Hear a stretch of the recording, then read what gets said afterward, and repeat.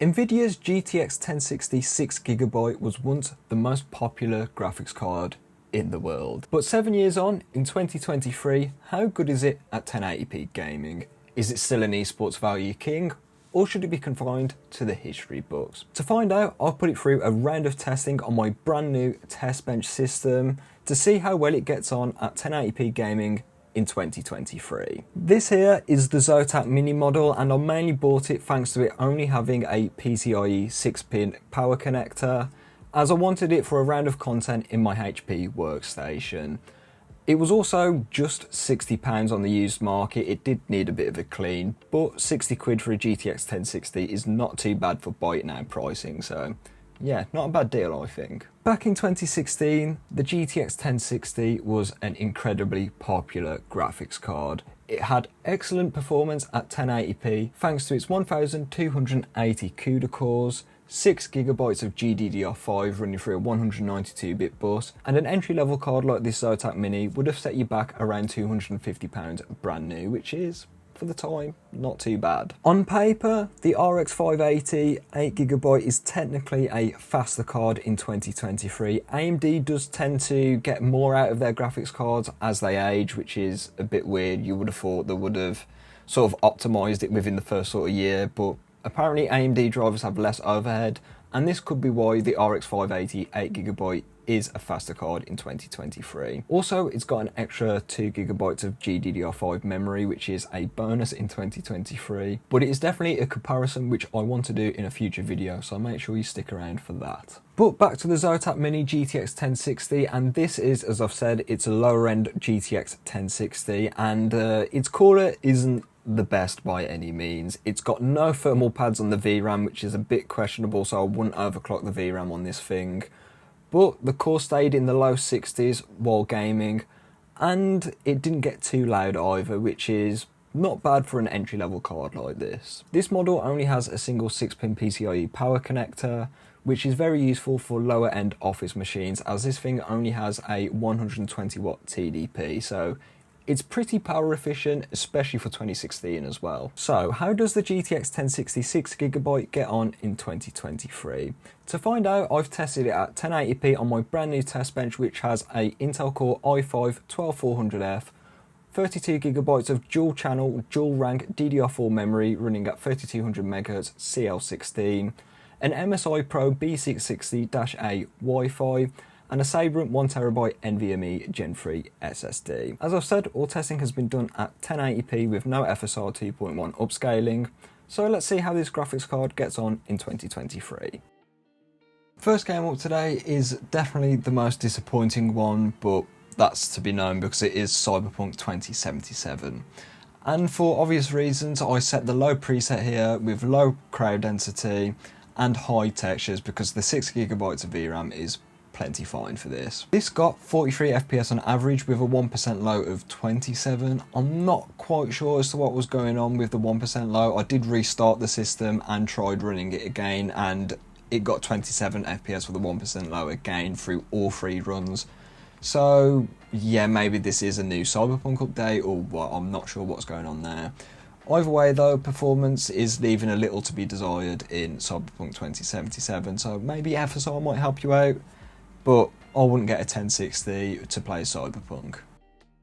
Next up is Call of Duty Modern Warfare 2, and as always I like to use the basic preset with high textures because as the 6GB of VRAM is totally fine for the high textures, which makes the game look a lot better. 60 FPS on average and 34 FPS for the 1% low nets another not desirable result, if I'm honest. It's playable, 60 FPS is kind of okay in shooters like this, but you want more frames than this. So I would say Modern Warfare 2 is playable, but it's not the best experience out there. Next up is Forza Horizon 5, and on the medium preset in the in-game benchmark, we see 72 FPS on average with a 1% low of 59 FPS. This is an absolute worst case scenario for this game, and it looks similar to the Xbox One graphics quality settings, yet getting more than double the frame rate, so that's not bad at all. And these are the settings that I'd recommend playing Forza Horizon 5 at, so the medium preset, not too bad in this title. Another decent performer is Horizon Zero Dawn. On the original preset, which is what I'm pretty sure the PS4 uses, This got 73 FPS on average with 60 FPS for the 1% low, so gameplay was incredibly smooth in this title. You could probably get away with the favour quality preset, to be honest, and you might be dropping slightly below 60 FPS, so you've got to weigh it up. Do you want more performance or more fidelity? And that's the best thing about PC gaming, because you can choose. Rainbow Six Siege is proper GTX 1060 6GB territory. Setting this game to high net 182 FPS on average with 141 for the 1% low. Gameplay here was totally smooth, and you could probably tell by the frame time graph that it was very smooth on there as well. So Rainbow Six Siege is a great performer on the GTX 1060, and if you want to play games like this is where I'd definitely recommend a 1060 6GB, so Siege is very good here. Doom Eternal is a game that I like to use against graphics cards like these, as it is very memory bandwidth sensitive. Even so, setting it to the Ultra preset netted 92 FPS on average with 66 FPS for the 1% low. We can see a few drops here, but this is mainly when there's a lot going on screen, which is to be expected. But Doom Eternal on the Ultra preset, it looks very good, and it is totally playable on this graphics card. And these settings are not too bad for a 7-year-old graphics card, so Doom Eternal is totally playable on a 1060 6GB. Next game up is Fortnite, and I went with my regular settings, so that is DirectX 12 with low graphics settings but with high view distance and high textures. These might not be the best settings for the 1060 6GB, because it only got 117 FPS on average with 82 FPS for the 1% low. Maybe the performance API might help you out quite a bit here. You'll get at least 144 FPS easy in this title, so that might be worth something checking out if you've got a 1060 6GB. Next up is F123, and this is probably the game that surprised me the most for a good reason. That is because setting it to the medium preset netted 100 FPS on average with 87 FPS for the 1% low. That 1% low figure is really good because it's very close to the average. This means that the game is incredibly smooth, and that's what you want in a racing game like this. If you had a GTX 1060 and you want to play F123, these settings are very good for you. The medium preset still looks very good, and if you want to get more frames perhaps, maybe a lower preset might be the one for you. But either way, F123 is very good on a GTX 1060 6GB.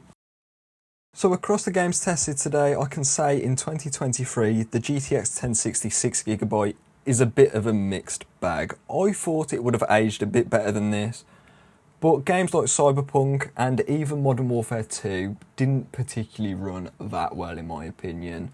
Cyberpunk 2077 is the worst offender here, only getting 43 FPS on average, which is never that great, is it? The 1% low wasn't looking particularly great either.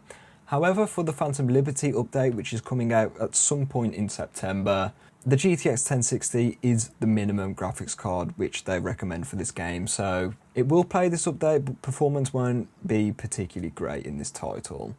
Modern Warfare 2 is also a bit disappointed because on the basic preset, only getting 60 FPS on average is not great by any means. It's sort of a Xbox One level experience, as it will dip below this, especially when there's a lot of smoke effects on screen as well. Maybe the minimum preset might help you out a bit here, and if you want more frame rate, FSR 2.1 will also be very helpful in this title. But switching up to the positive side of things though, esports games like Rainbow Six Siege, Fortnite, even Doom Eternal, even though that isn't an esports game, performed very well. But to be fair, that is to be expected because these games aren't particularly hard to run. The hardest one out of these sort of esports shooter games is Doom Eternal, but that's very intensive on memory bandwidth. And this brings me on to the question, can I recommend the GTX 1060 6GB for gaming at 1080p in 2023? And I would have to say, for the most part, no, not really. That is because, judging by the performance it got in Cyberpunk and what I'm judging from other AAA games which are new, it doesn't really have the horsepower to push frame rates which are acceptable in these games, let alone the VRAM at just 6GB. If you wanted to play newer AAA games, I'd recommend something a bit newer that has at least 8GB of VRAM, something like the RX 6600 from AMD, or maybe even a used GTX 1080, as these are both good options. But on the other side of the coin is esports gaming, and for £60, I think this is a pretty good deal if you just want to play esports and lightweight titles. Do remember this graphics card only costs 60 Great British pounds, and if you just want to get a budget esports gaming PC, the GTX 1060 should definitely be on your radar. Look at the performance in Fortnite and Rainbow Six Siege. That tells you all you need to know. So if you wanted to play Counter-Strike, it'll perform great in games like that as well. And speaking of budget gaming performance, I built this budget HP workstation for just £170 with this GTX 1060, which you can watch up here. So if you're looking for some budget gaming PC performance, that video would be very good for you. The biggest thorn in the GTX 1060 6GB side is definitely AMD's RX 580 8GB. Not only does it have 2 extra gigabytes of VRAM, it should also perform better in newer games. Also, AMD drivers are said to have lower CPU overhead as well, so if you want to play on an older PC with a weaker CPU, this might be a good option as well.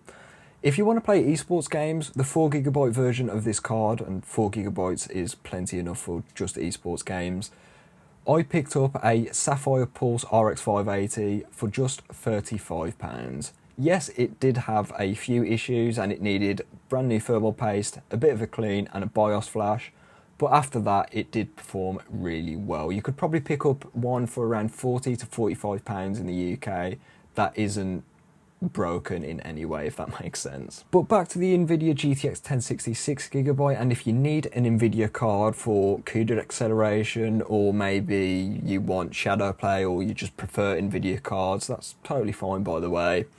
The GTX 1060 6GB is pretty much only worth it for older games and esports titles at this point. I can't recommend it for new AAA games in 2023.